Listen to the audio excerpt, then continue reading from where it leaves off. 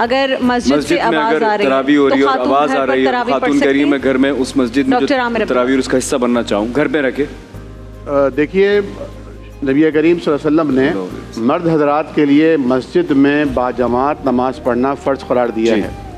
हत्ता कि आप सल्लल्लाहु अलैहि वसल्लम के ज़माने में मुनाफिकीन भी मस्जिद आने पर मजबूर हुआ करते थे, और जब कभी कोई मस्जिद ना आ पाता किसी वजह से और आप देखते सफ़ों में कि फ़लाँ फ़लाँ कहाँ है, तो एक मौके पर आपने ये भी इरशाद फरमाया कि अगर मुझे घरों में मौजूद बच्चों और औरतों का ख्याल ना होता तो मैं मुसल्ले पर किसी और को खड़ा करता और उनके घरों को जाकर आग लगा देता। अल्लाह। तो मस्जिदों को आबाद करने का हुक्म है और मर्दों पर यह बात फ़र्ज है कि वो बाजमात नमाज अदा करें। अलबत्ता मर्दों के लिए भी अफजल ये है कि वो नफल नमाज जो सुन्नतें हैं वो घर पर जाकर पढ़ें, ताकि घर भी फरमाया कि अपने घरों को कब्रिस्तान ना बनाओ। औरतों के लिए अफजल तरीन अमल यह है कि वो अपने घर में भी बिल्कुल पीछे के कमरे में नमाज पढ़ें।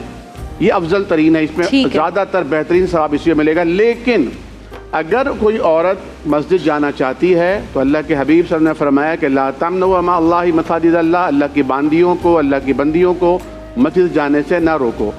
लेकिन उनके लिए हुदूद हैं, क़ुयूद हैं कि वो इंतहाई बापर्दा होकर अपने जिस्म को, अपने लिबास को खुशबू से, जीनत से, इन तमाम चीज़ों से परहेज़ करते हुए जाएँ।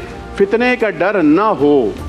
अगर वो खुद फितने का बाइस बनती हैं या कोई उनकी वजह से फितने में मुब्तला होता है तो फिर उनका घर में नमाज पढ़ना अफजल होगा। लेकिन अगर अलग पोर्शन है उनके लिए नमाज पढ़ने का, तरावी की जो आवाज आ रही है उसके साथ आमद और रफ्त का रास्ता भी अलग है तो मस्जिद में जाना, लेकिन तरावी की जो आवाज आ रही है अब ये मामला कि अगर वो अपने घर में नमाज पढ़ना चाहती हैं और वो ये चाहती हैं कि मैं हरमैन शरीफैन के इमाम के पीछे नमाज पढ़ूँ, मक्का और मदीना के इमाम के पीछे की आवाज़ आ रही है और बिल्कुल वादे आवाज़ आ रही है, तो ये नमाज उनकी नहीं होगी। टीवी पे पढ़ते हो, टीवी पे जमात के लिए इत्तिसाल ज़रूरी है।